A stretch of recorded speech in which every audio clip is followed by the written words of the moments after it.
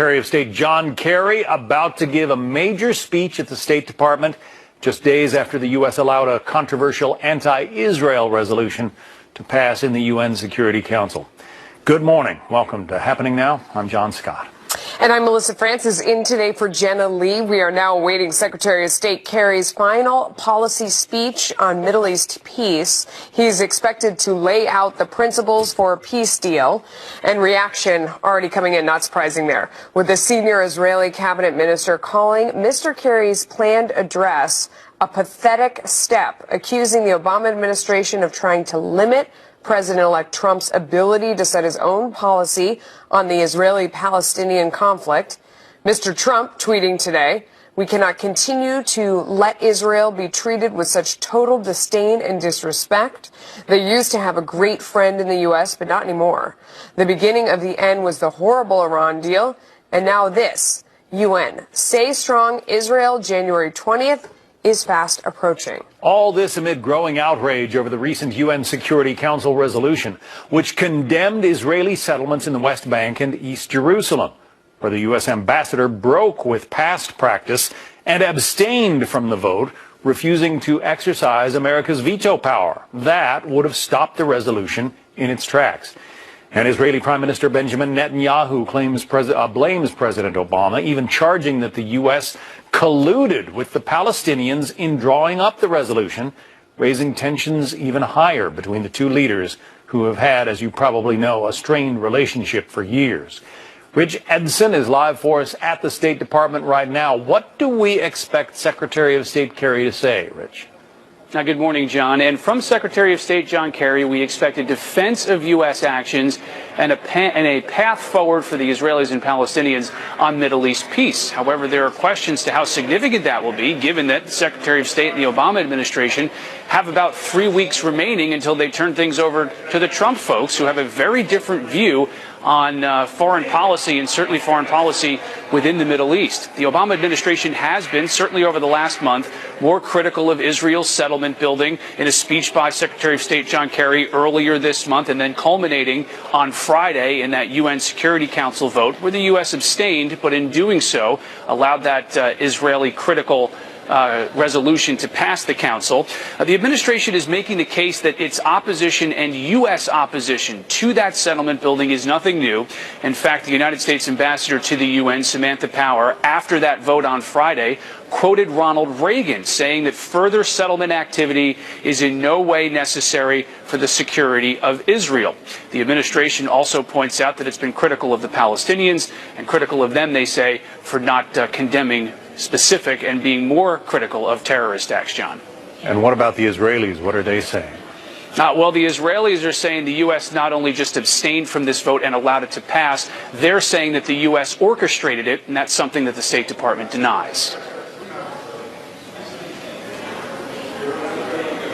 We reject the notion that the United States was the driving force behind this resolution. That's just not true. The United States did not draft this resolution, nor did it put it forward. It was drafted, initially introduced, as we all know, by Egypt in coordination with the Palestinians and others. The Obama administration is downplaying the consequences of this resolution, but there have been Republicans, the incoming Trump folks, and then on top of that, even Democrats who have been fairly critical of the Obama administration's actions on Friday. So we do expect the Secretary of State to explain those actions. And that's supposed to be happening a short while from now. John? We will have it. Thanks very much, Rich Edson at the State Department.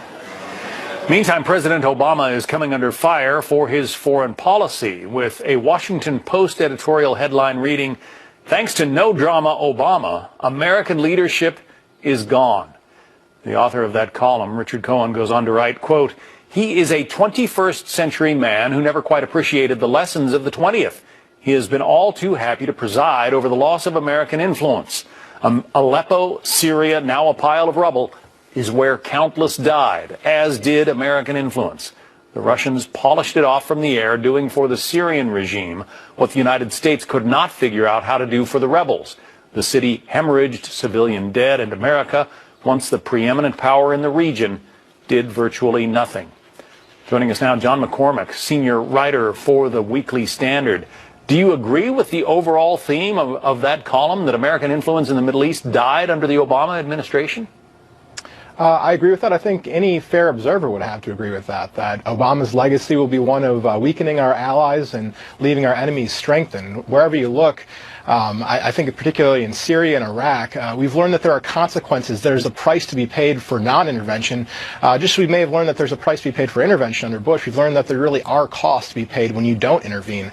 So, for example, when President Obama decided he failed to secure an agreement to keep some U.S. troops to keep the peace in Iraq, we now see the consequence of that was the rise of ISIS. And Hillary Clinton herself has blamed the rise of ISIS also in part on the Obama administration's failure to arm the moderate rebels in Syria back in 2011 when they were less entangled with jihadists. Former Secretary Clinton said that left a huge vacuum, and that was now filled by jihadists. And Obama used their presence then not to intervene in 2013 when Syria, when Bashar Assad crossed the red line and used chemical weapons. That in turn has led to real problems with our allies around the world.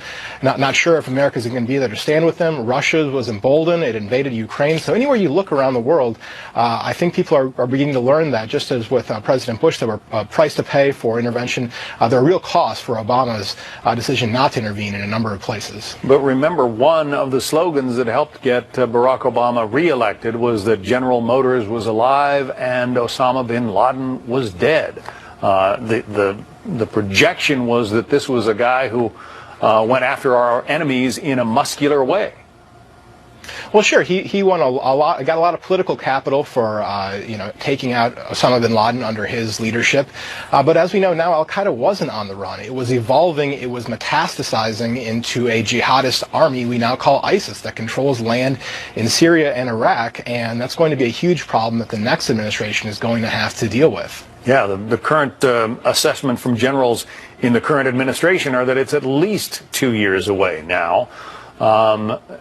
And again, you're saying that if the U.S. had left more troops in Iraq, it would have prevented the rise of this cancer. Well, I think there's a good case to be made. I think that a lot of people who talk to foreign policy experts, generals, will say that a small force to stay behind, we could have easily prevented the rise of ISIS taking over a city like Mosul.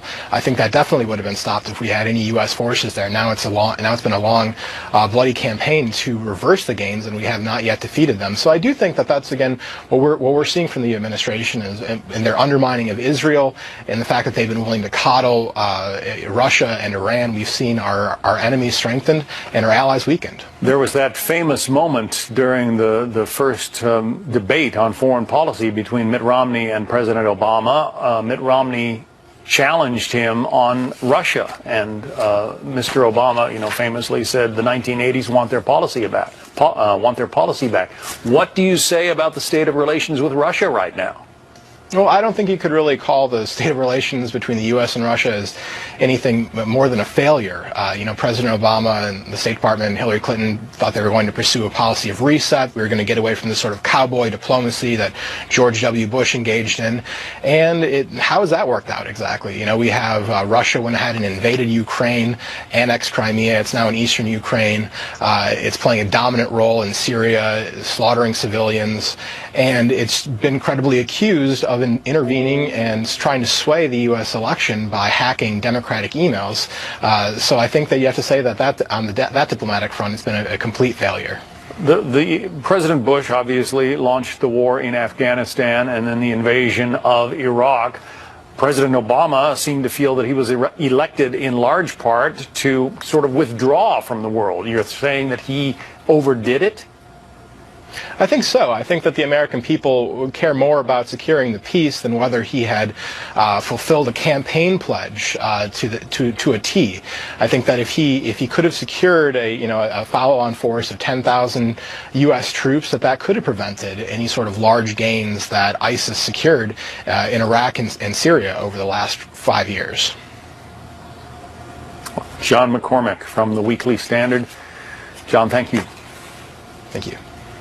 All right, we are awaiting remarks from Secretary of State John Kerry on the Mideast peace process. We are going to bring you those remarks as soon as the Secretary steps up to that podium that you're looking at right there. Also, we're keeping a close eye on stocks today. Once again, as the Dow continues to hover around 20,000, What is holding it back from that milestone? Plus, as one part of the country digs out, another region braces for a big blast of winter. The latest forecast straight ahead. Now across the Northeast, where a system is already bringing heavy snow and powerful winds up to 60 miles an hour. Senior meteorologist Janice Dean live from the Fox Extreme Weather Center. What is going on out there, JD? It's winter, right? Yes. It's here. And we could be dealing, well, we are going to be dealing with a nor'easter tomorrow because low pressure is going to form off the coast and get a lot of energy from the Atlantic Ocean. And we could be dealing with feet of snow in New England. Current temperatures this time yesterday, we were at 58 degrees, so quite a drop as this cold front moves through. Past 24 hours, quiet, but do not be deceived. We have this low pressure across the Great Lakes going to transfer all of its energy to this coastal low. So this time tomorrow, mainly a rain event, really southward of New York City, and then snow in the interior sections and northern New England. But along the coast, we think it's going to be too warm for a big snow event. However, northern New England, interior, northeast, you could get walloped by this storm system. It's going to be an all-day event tomorrow, maybe even into Friday. So there's the bullseye where we think upwards of over 18 inches possible, which is great news for the skiers. And the other good part of it is it's going to be out of here by Friday. So winter weather advisories posted for these areas that you see in the blues and the pinks. So be aware and make sure that you are checking with your local forecast. John and Melissa, back to you. What about New Year's Eve? We got to know. I'm happy you asked. Let's take a look at this. This time yesterday, we were talking about the possibility of maybe a few rain showers, but I was hoping that I could wave my magic wand and make sure that it was just cloudy skies, and it looks like it's going to happen. Temperatures around 38, which is great news because it could be a lot colder than that. The coldest New Year's was 1917 at 1, and the coldest wind chill back in 97 was minus 21. The warmest was 58, but I think 38 is not too bad. And across the rest of the country, oh, my apologies. There's the snowfall from the nor'easter. Do I have? Oh, here we go. Here's your midnight forecast for Baltimore and Milwaukee, Denver, Phoenix. Not too bad. Much of the country around seasonal. We could see some snow showers or rain showers across Seattle, as well as Atlanta and New Orleans. But here in New York City for the big celebration, I think the weather is going to cooperate. Back Sounds to you. good. Please. A lot of the tourists will be very happy with that. Thank you, Jen. I will take a bow. All right, please do. Maybe after. Okay. Bye. All right. Stocks on Wall Street actually heading lower today as the Dow's flotation with 20,000 cools down a little bit. Take a look right now, down 16 points on the big board. Fox Business Network's Nicole Petalides is live at the New York Stock Exchange. And Nicole, I know I'm struggling with people asking me, when are we going to see 20? When are we going to see 20? I don't know. Do you know? Well, I mean, we don't know exactly. I just asked two traders who walked by, and they both said Friday, if that's any a crystal ball for you. The idea is that everybody came in today once again with hope in their hearts for Dow 20,000 because we've gotten oh so close. In fact, this morning we moved up 35 points, and we're within 20 points of Dow 20,000, but then since pulled back because we have energy and technology and industrials. So many of the sectors are under pressure today. I will say that there is a cautionary tone, and then I'm going to give you the good news at the end. JP Morgan put out a morning note today talking about the fate of the United States and the global markets overall, that it rests on the realization of the Trump-Ryan agenda, the anticipation and hope of the GOP platform. That does continue to underpin sentiment in a good way, right? Stocks, that's all good. But there does appear to be some differences that are occurring between investor expectations and the likely reality, and this represents equity risk going into 2017 for the first few months. So can Trump, Ryan, put these great ideas through on corporate taxes and infrastructure spending and the like? So there is some cautionary tone on that. I will say for this quarter, we've had some great performers. Goldman Sachs has helped to lift the Dow from 19,000 to 20,000. This last quarter, Goldman Sachs is up 50%. NVIDIA has been a winner on the S&P, also helping the NASDAQ moving to all-time highs, Bank of America, United Airlines, and also Netflix. But big picture here, the traders still feeling optimistic. They still think that the trend is to the upside.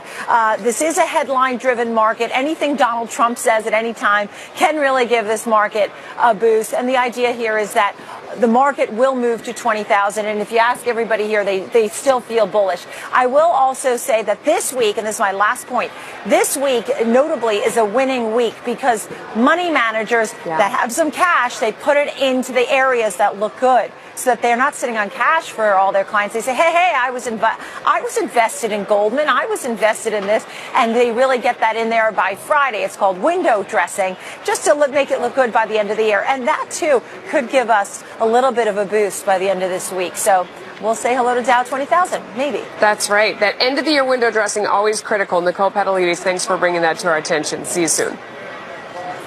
So we are waiting for Secretary of State John Kerry's speech on Mideast policy and plans for a peace deal. There's a live look at the podium in the State Department where he'll be making some significant remarks just moments from now. We will have them for you live. Why a former head of UN affairs at the State Department says the U.S. and the United Nations have no business outlining the parameters for an agreement, who he says should be involved. Plus, a new arrest to tell you about in the Berlin terror attack, what led investigators to this suspect.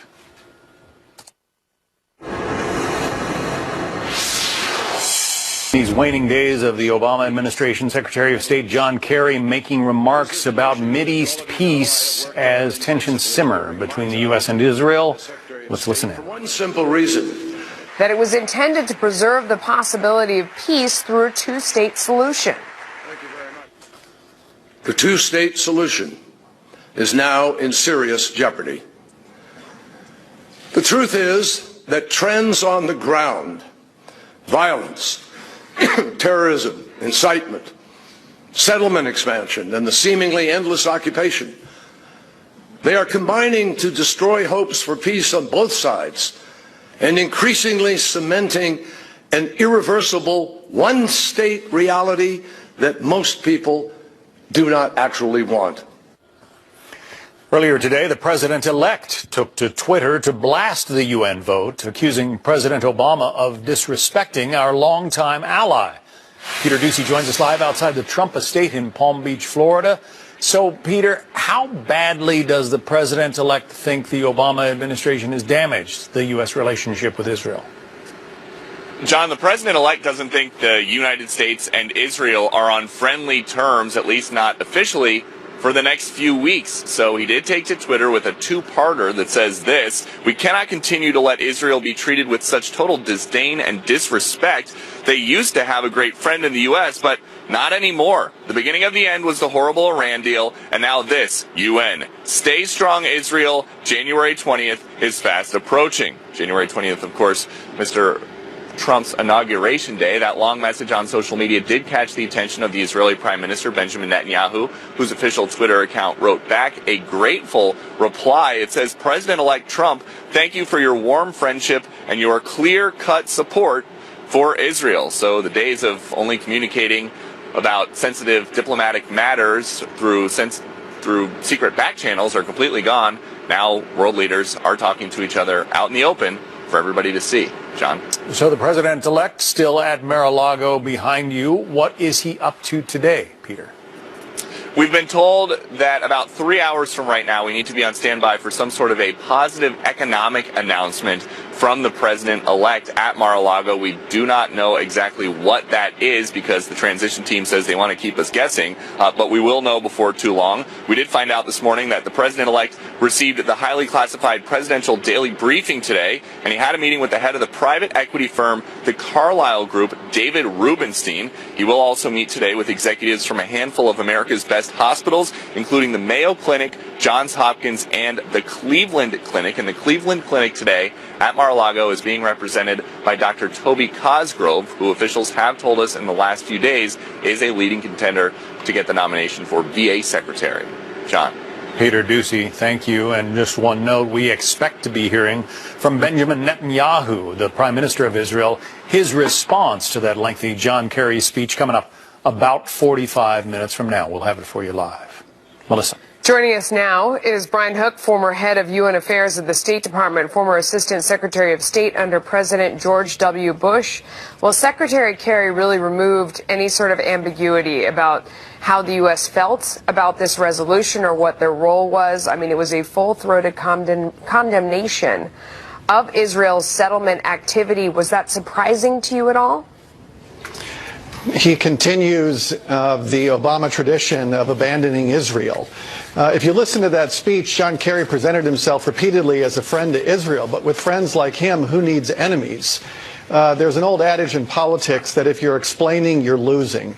And Obama is doing a lot of explaining for abandoning Israel. And I think it's also important to take a step back and look at the Middle East today. Aleppo is burning. Iran is racing toward a nuclear weapon. You have the worst refugee crisis since World War II.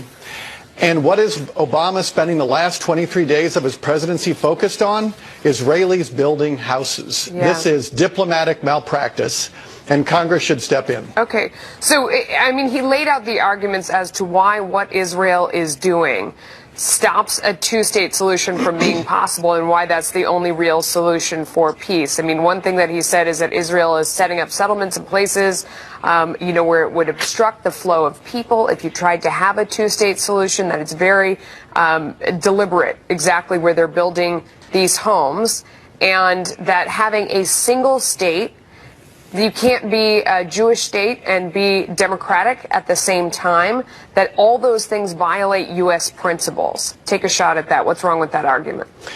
The status of Jerusalem needs to be decided by the parties on the ground. It cannot be decided by the United Nations or by John Kerry or Barack Obama. John Kerry achieved the unique feat of alienating the Israelis and the Palestinians by meddling in the peace process. And throwing Israel to the wolves at the UN will do absolutely nothing to advance the cause of peace in the Middle East. The UN is the single worst forum in the world to resolve issues between the Israelis and the Palestinians. Why? What's a better forum? A better forum would be the parties themselves working through these issues on their own without Obama and Kerry putting their thumb on the scale for the Palestinians. The whole point of the UN, though, is that when parties can't do that. You know, I mean, this is an area that has been in dispute for a very long time, and it's not being resolved on its own. So the whole argument is to try and get together as a united group of nations to help foster a solution and foster a negotiation. Such an organization would make sense if it didn't have such a long and ugly history of bias against Israel. It is not a level playing field. There have been more resolutions passed against Israel at the UN than resolutions against Iran, North Korea, Syria, and Russia combined. It's just a very bad forum to work through these issues. And if countries want to be helpful, they can do things behind the scenes. They certainly should stop trashing. The United States can stop trashing Israel as an ally. It's very important for the peace process for America to sort of be constructive. This role that they're playing is not constructive. Yeah. All right. Brian Hook, thank you for your time. John. Thank you. Well, it appears relations with Israel will be radically different under a Trump administration than they have been under Barack Obama, who, of course, had hoped to hand the reins to his former Secretary of State, Hillary Clinton. Many Democrats still blame outside forces for Clinton's loss, suggesting that Mr. Trump's voters made choices based on bigotry and hatred. But an interesting op-ed in the New York Times calls them out, saying Mr. Trump won despite his controversial comments, not because of them. That piece reads in part, quote, bluntly put, much of the white working class decided that Mr. Trump could be a jerk. Absent any other champion, they supported the jerk they thought was more on their side, that is, on the issues that most concerned them. Joining us now, the author of those words, David Paul Kuhn. He's a political analyst and author of The Neglected Voter, White Men and the Democratic Dilemma, and the political novel as well. What makes it worthy? David, thanks for being here. Thanks for having me. So you don't buy this idea that, I don't know, angry white voters put Donald Trump in the White House? No, and in fact, what's so troubling about that it came from the former President Bill Clinton, was that it was very full circle. In 1994, Republicans barnstormed Congress, and this term, this trope, angry white male, was invented. From 1980 to 1994, it was used about 12 times in the mainstream media. in the year following the 1994 landslide, it was used over 1,500 times. And so to hear Bill Clinton now having to explain his wife's loss and citing anger, it's not only full circle, but it shows a lack of sympathy that the Democrats certainly extend to other groups. Well, and she sort of suggested in that deplorables comment, I mean, she said half of Donald Trump's supporters fit in a basket of deplorables. So, and then she goes on to name racism and, you know, all kinds of isms. That suggests that a quarter of the voting public is you know, racist or homophobic or whatever. So not only is that bad politics, but it's contrary to liberalism, right? So why were the Democrats so offended in 2012 by Mitt Romney's 47% comment? Why? Because it assumed the worst about Democrats. It said, we're giving gifts to Democrats, and that's why big government's giving gifts, and that's why they're voting Democratic. In the same way, Hillary Clinton's comments assumed the worst about Republicans. And for the Democratic Party, this is really a dangerous tendency. Every time there's the making of a Republican president, it's always assumed to be the worst in voters, whether it's fear or racism or sexism. You've done quite a bit of picking apart of the voting patterns, the after polling, if you will. And you found some interesting things about, you know, people's attitudes about Donald Trump as regards women, for instance. They didn't necessarily like the things they heard about him. In fact, they deplored them, but they still voted for the guy in large part. That's because they weren't voting for the most decent candidate. This is the point I try to make in the opinion piece. They were voting for the candidate they felt was their champion. And Democrats know very well what it's like to overlook faults in their champions as they practiced with Bill Clinton in the 1990s, when Democrats, and particularly feminists, overlooked Bill Clinton's controversial behavior with women and stood by their candidates, notably to the greatest extent during the Lewinsky scandal. You point out in this piece, 1 in 5 voters did not have a particularly favorable view of either candidate, but you say if voters who disapproved of both candidates had divided evenly between them, Mrs. Clinton would have won. So again, they're overlooking something that they didn't like in Donald Trump to vote for. Not only that, but these voters were actually disproportionately white males. And what's interesting about this is that here we have a swath of voters who clearly are estranged from both parties. But why did they vote overwhelmingly for Donald Trump? Well, because he was the vote against the status quo, a status quo still not working out for them.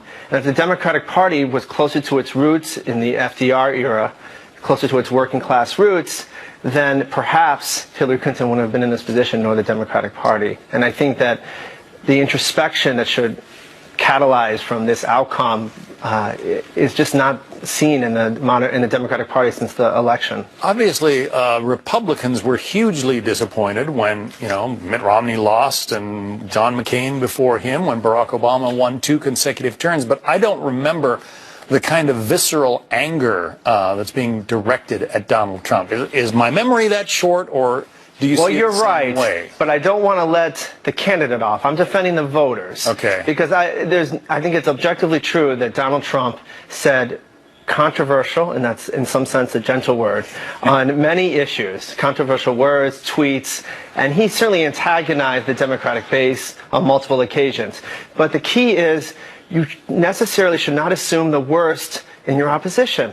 In other words, just because you lost the election, it doesn't mean you lost it because your opposition was voting for the worst attributes of their belief system. In other words, they didn't get the best of you because of the worst in them. And I think both parties do this, and unfortunately, the Democratic Party is doing this now. And often, I would say, liberal elites don't realize they're punching down.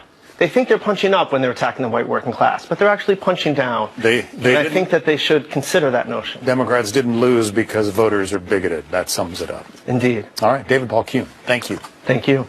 Heather. So chaos at the mall as 200 young people form a flash mob in the latest violent incident, like it across the country. Now several people are facing charges. Plus, for more than a year, Russia has denied allegations of widespread doping of the Olympic athletes. Not anymore. Sports officials finally speaking out about what they admit is a, quote, institutional conspiracy.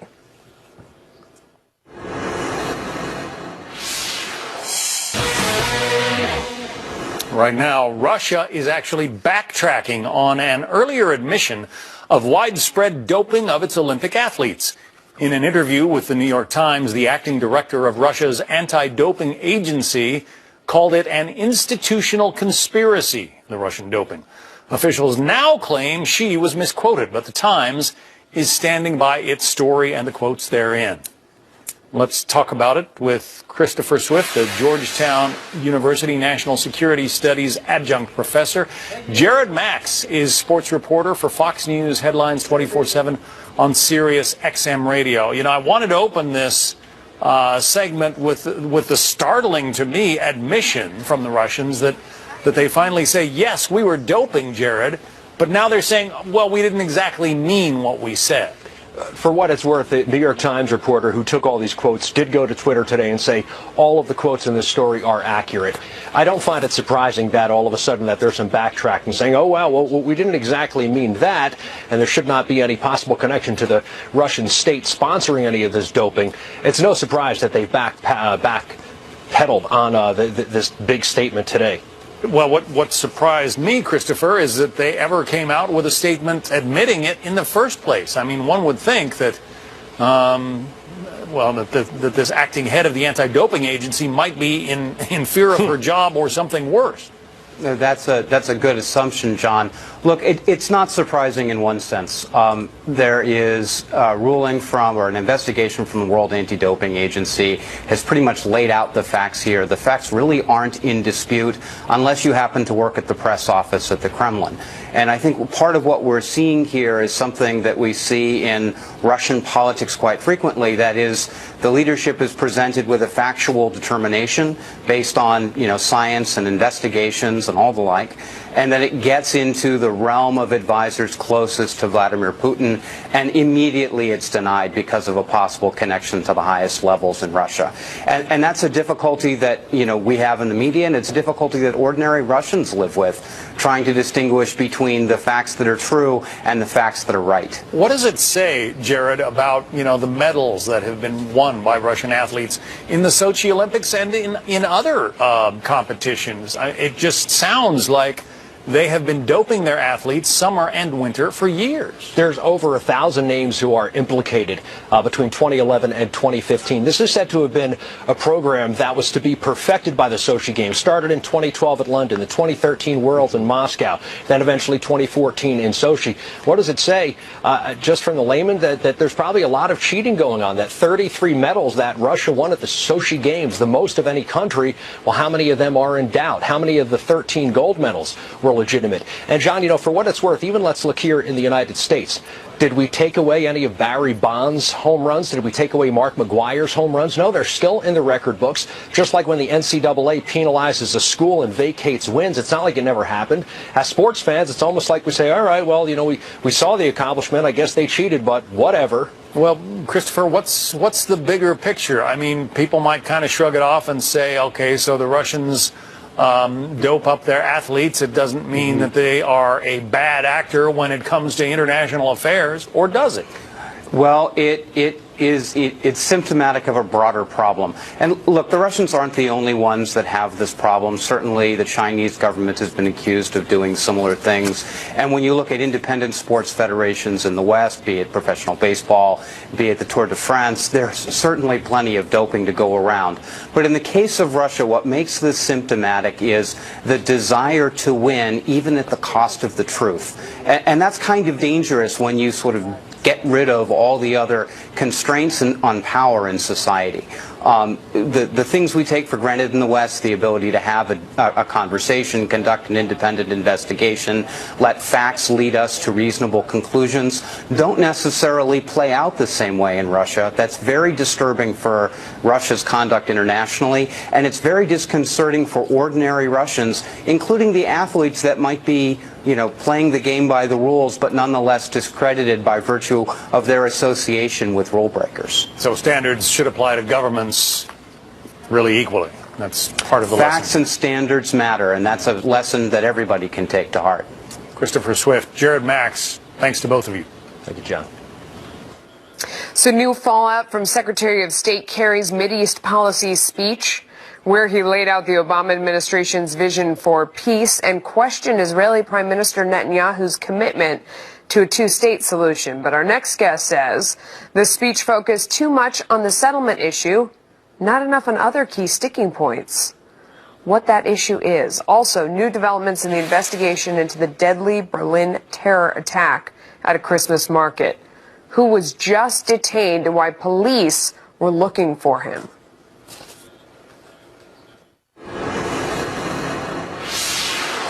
The Berlin terror attack, with prosecutors saying the 40-year-old Tunisian man just detained today may be linked to Anis Amri. Amri is believed to have driven that truck into the crowded Christmas market last week, killing 12 and injuring dozens more. Amri was killed just days after the attack in a shootout with Italian police. And the new suspect was first questioned after his phone number was found in Amri's cell phone. Fox News alert for you right now on our top story. Secretary of State John Kerry's final Mideast policy speech, where he defended the U.S. refusal to block the UN's anti-Israel resolution, while he laid out the Obama administration's vision for peace, which includes a two-state solution, calling on Israel not to reject that. Israel can either be Jewish or democratic. It cannot be both. And it won't ever really be at peace. Moreover, the Palestinians will never fully realize their vast potential in a homeland of their own with a one-state solution. Joining us now, Ami Horowitz, director, UNME, and a contributor to FoxNews.com. So that statement right there that we just heard is the one that really jumped out at me, where he said Israel cannot be a Jewish state and a democracy at the same time, that those things are mutually exclusive. He talked about the fact that Israel was the one that was jeopardizing its own security by venturing out farther with these settlements and fanning the flames of hatred. Very harsh words there. What's your reaction? Yeah, very harsh. I think it's so ironic that we had both this speech in particular and the resolution, during Hanukkah, when the Jewish people were trying to get self-determination in face against the Roman Empire. I think it's interesting, it's ironic, and it's extraordinarily problematic. First of all, he kept peddling in these demonstrable falsehoods about the essence of the conflict. He spent 45 minutes talking about the settlements. He spent 45 seconds talking about terrorism, talking about incitement in Palestinian textbooks, hatred against Israel. And the fact that the settlements are the obstacle is absurd. Israel has taken down settlements. Address that point that he said, though, that they're provocative. I mean, that is true, yes?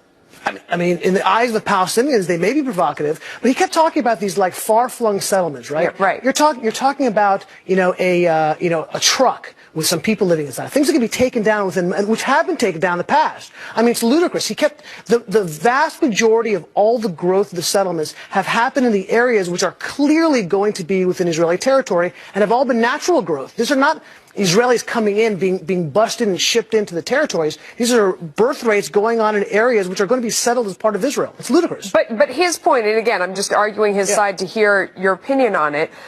He's saying that they're purposely put up in places that obstruct the free flow of people, that make it so that the country cannot be divided into two states by virtue of where these parcels are, that is the design. Is that true? Absolutely not. In fact, he talked about this notion of no free movement. Right. Palestinians within the West Bank. Well, I've traveled hundreds of miles throughout the West Bank, and going from city to city, there are no roadblocks or obstacles for getting to city to city. It's a falsehood. It's not true.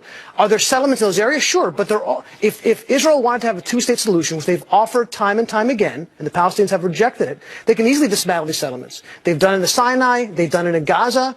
These are not obstacles to peace. Obstacles to peace are terrorism and the incitement of the Palestinian government. Let's talk about their bottom line.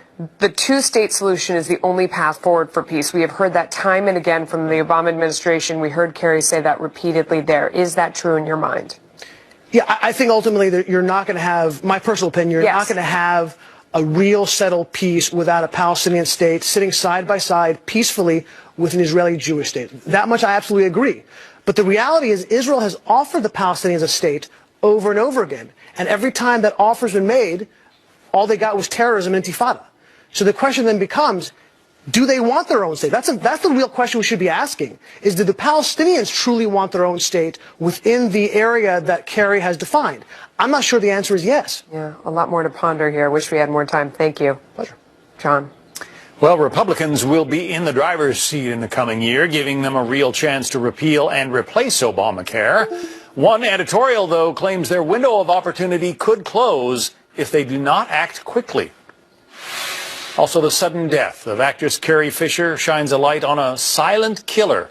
Dr. Kevin Campbell joins us to talk about heart disease and how you can prevent it.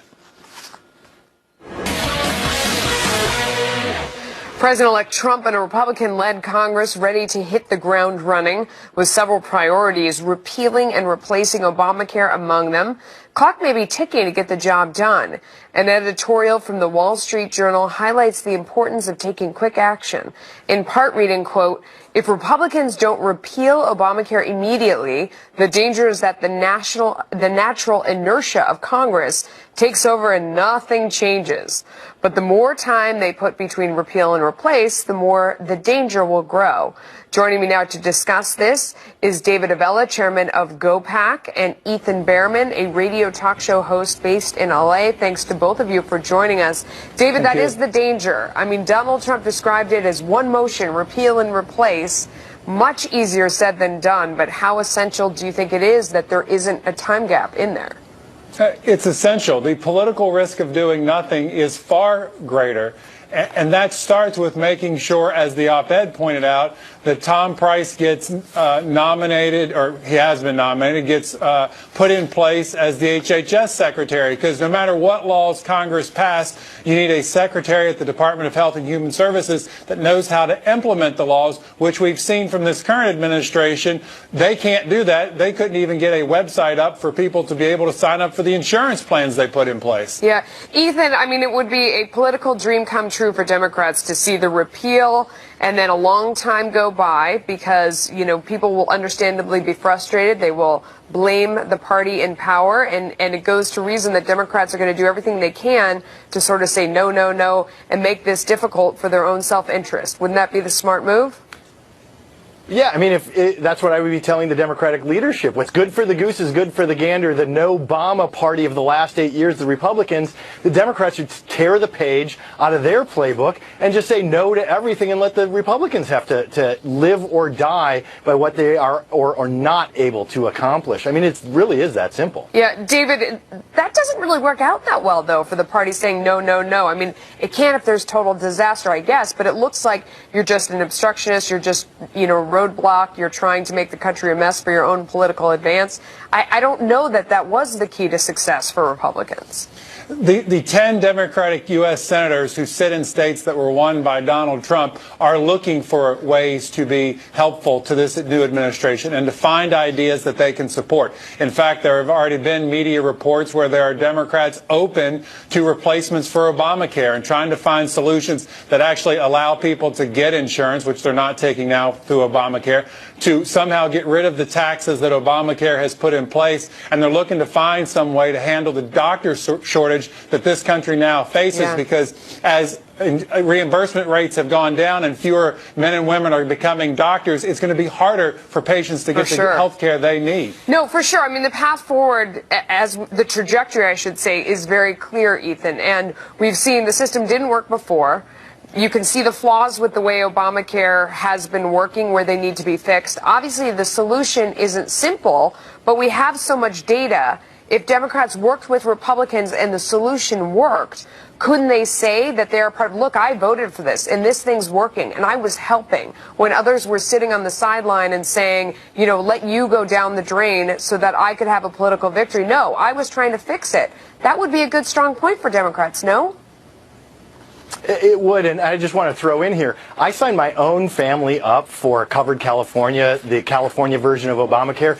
It was a horrible experience. It's Right. a disaster here. There's no question that something has to happen. But I don't think either party has it right. Why are we so focused on insurance? Why aren't we focused on connecting people with their doctors again and getting the insurance companies out of the middle of it? That's part of the reason that we're closing in on 20% of our GDP going to healthcare, is we're focused on the wrong things with our ag policy. We're focused on the wrong things by putting the insurance companies in the middle of everything. I mean, David, praise the Lord. I mean, that makes all kinds of sense. I mean, as somebody who has studied business and economics and all these kind of things, he's absolutely right. Do you think there's any chance that we get closer to a solution like that now that we've seen the data on what hasn't worked? It's just more obvious.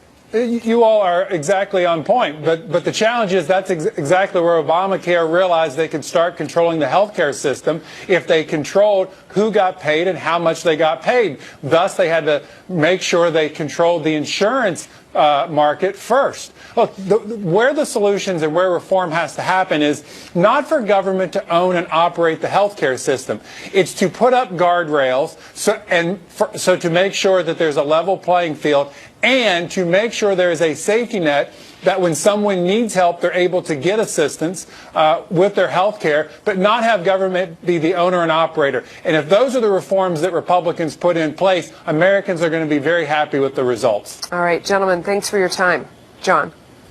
Well, another brawl breaks out at a mall after several others across the country. Why police believe this one was coordinated on social media, and now several young people are facing charges. Our legal panel weighs in. These teenagers, these juveniles were able to get on social media, specifically Snapchat, and they were able to all meet up at this location at the Philadelphia Mills Mall. But police were ready for them. They were proactive. Now to a disturbing story we first told you about yesterday on Happening Now. 4 young people have been arrested for another mall fight last night. This one at the Mills Mall in Philadelphia. It comes after multiple incidents Monday across the country, and it appears this one was planned on social media. Rick Leventhal live in our New York newsroom with more. Rick. John, it's hard to believe that organizing fights and mayhem in malls could actually be trending, but this appears to be the case with groups of teens coordinating disruptions on social media, and it didn't take long for police to catch on. The latest incident, as you mentioned, happened late yesterday in Northeast Philly. 300 to 400 juveniles arriving by bus at the Philadelphia Mills Mall, intent on wilding in the food court, according to cops who were waiting for them, tipped off to the plan by monitoring the mobile messaging app Snapchat. Police and mall security prevented most of the group from going inside, but as many as 90 of them did get in and started a ruckus. Some allegedly cursed and punched officers, who arrested 4 of them on multiple charges. When they got in the food court area, that's when they began acting disorderly. They were running around, jumping on tables and chairs, yelling and screaming and just carrying on. We just seen the cops flying from everywhere, and we just heard there was a flash mob. We tried to get in through JCPenney, but they already locked them all down. There were at least a dozen mall melees Monday in the midst of huge crowds returning gifts or looking for post-holiday deals. In some cases, there were mass evacuations after false reports of gunfire.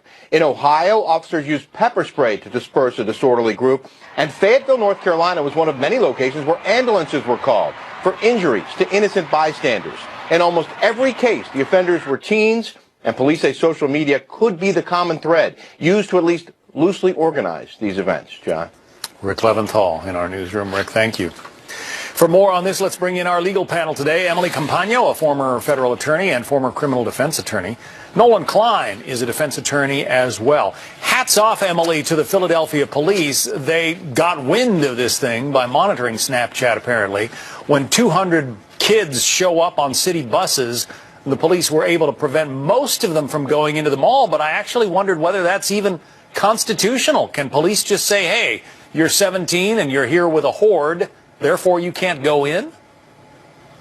They can, and here's why. Because remember that these malls are private property. So absolutely, the owners and operators of the mall can restrict whatever laws that they need, including utilizing the police, to prevent criminal behavior, which the police can do on public property as well, if they have that sufficient notice that here they did on Snapchat. And the fact that all of these teens are facing charges, I'd like to point out a few that are interesting here. Number one, felony assault in the state of Pennsylvania does not require actual bodily injury.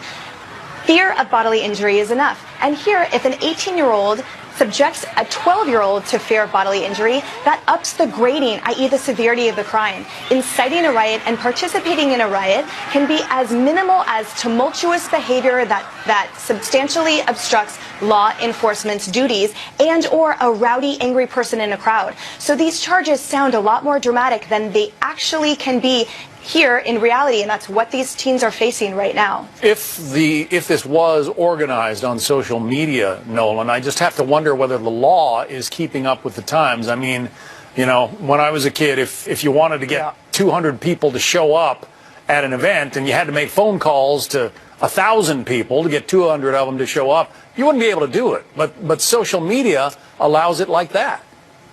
Right. I think that these kids may be out of school right now for the holidays, but a few of them are about to learn some hard lessons. And I would say that's particularly true of the one minor who reports are attempted to actually strike a police officer. And you're right. In times gone by, it may have been very difficult to round up a crowd of 200 people. And today it's easy on Snapchat and other mobile applications. Social media may be very easy to round up people. That doesn't make it any less of a crime to incite a riot, to attempt to whip up large numbers of people into a frenzy. And at least from the reports I've seen, it appears that that may be exactly what happened here. A concerted effort to whip up a frenzy in multiple locations, by the way, a dozen locations over a 2-day period. Now, we don't yet have information tying these events together or putting any particular person behind or group of people behind the events. But certainly, right now, the circumstantial evidence seems to suggest that there is some connection, some tie, and this is not just happenstance in such a small 2-day period. And so certainly, certainly I would be looking to see if there are any connections are drawn between these events. That's the point I was going to make, Emily. I mean, we've had this discussion now 2 days in a row because the day after Christmas, there were at least a dozen riots erupting at shopping malls in a dozen different states. You know, hats off to the police in this Philadelphia Mills case for at least stopping most of those kids from getting in. But what are the mall owners supposed to do? Could they sue Snapchat, for instance? Well, that's a common discussion we've been having, right? Talking about the liability of these social media platforms for the content that is posted. And that's an ongoing issue. They absolutely can be sued, and it's up to them to defend and say, well, our disclaimer was ironclad enough. We deterred this kind of behavior. So we are hiding behind, for example, Section 230. We are not the posted content. That being said, the counter argument is, well, you're having an attractive nuisance. Obviously, these kids are going to use it in that way, or you actually do alter the content. You make it novel when you're using it in conjunction with advertisements for these youth. Note too that the fact of the internet that it crosses state borders elevates a lot of these charges to the federal component, which is something important to note. And secondly, remember, these mall owners, again, it's private property. They can shut their doors. So this can become something where in future malls, perhaps they will no longer attract brands that are alluring to teenagers or cease to renew contracts with those brands because they don't want this to keep happening. Yeah, but you close your doors and then, you know, you're wrecking it for everybody else.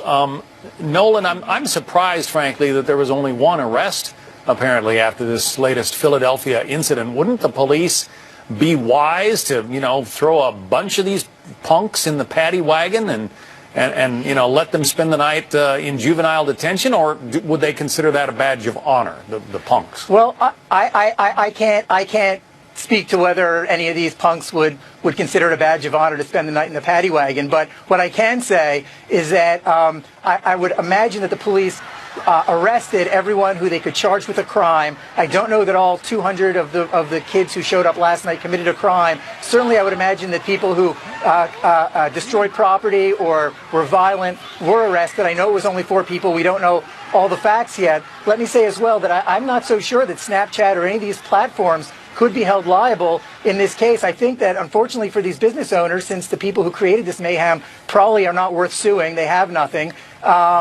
really their general liability insurance policies are going to be all that they're left to look to in this case. And it's really a shame that in this case of just gross incivility, at the end of the day, none of the people who actually committed these acts are probably going to be held liable in any significant way. We'll have to leave it there and hope that it doesn't happen again tonight. Nolan Klein, Emily Campagna, thank you both. Thank you. Melissa. Remembering a Hollywood legend, actress and writer Carrie Fisher dies suddenly at the age of 60. We know Fisher had a heart attack days ago, but how much do Americans really know about their own heart health? We are taking a closer look at heart disease and how it affects men and women differently. John Kerry's lengthy speech on the Middle East. He's already denouncing it, saying it's biased against Israel, so you don't want to miss this. Plus, President-elect Donald Trump about to make a major economic announcement. We'll tell you what that one is about. And one state is about to make it illegal to even hold your cell phone while you're driving. Overkill or not? We'll explain on America's News Headquarters in just a few minutes.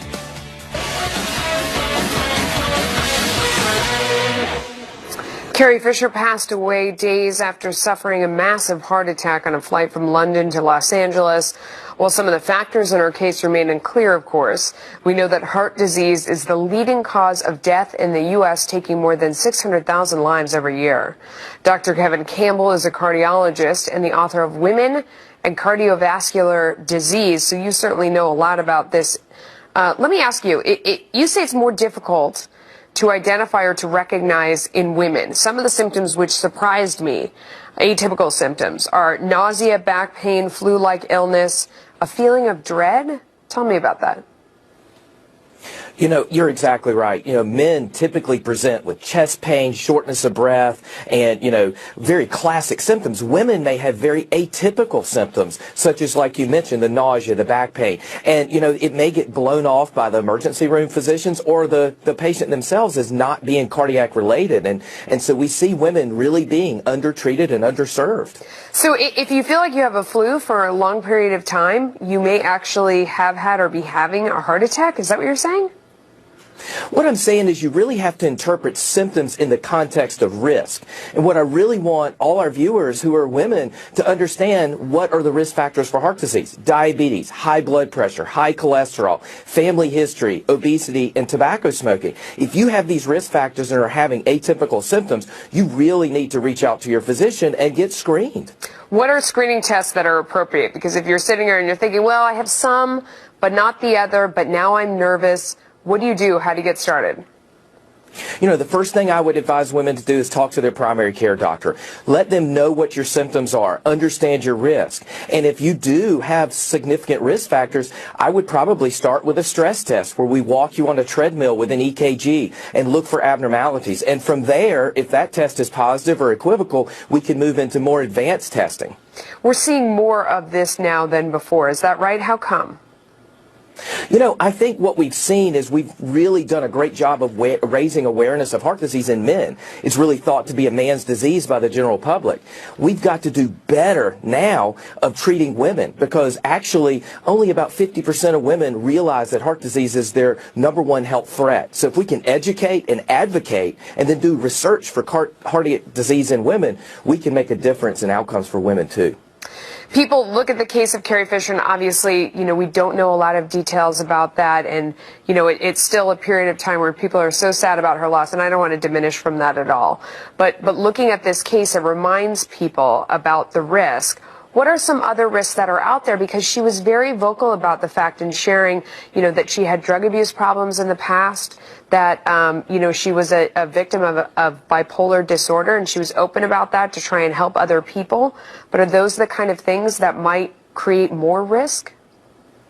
You know, you're exactly right. Anytime you abuse substances, it does things that are negative to our health and our body. And it also is associated with other habits, maybe binge eating and drinking too much and other things like that. And it can have a negative impact on your cardiac health. One of the things I like to think about is Princess Leia from Star Wars was a symbol of hope. And I really think that Carrie Fisher would want to be hope for millions of American women who are out there that may have the same issues that she had with mental illness and with heart disease, and maybe inspire other women to take control of their own health. Well, I would think she would certainly want that because she was such an advocate on the mental health front, really an inspiration. Dr. Kevin Campbell, thanks for your time today. Thanks so much for having me, Melissa. So for more, check out foxnews.com for Dr. Campbell's opinion piece on women and heart disease. Go to opinion.foxnews.com, go to foxnews.com, click on the opinion tab. I tweeted it. You can find it there. It's a great piece. Check it out. John. We are getting a first look at this year's crystal ball in Times Square that'll help us all count down to the new year. What makes it one of a kind for the celebration? It's our final 30 next. To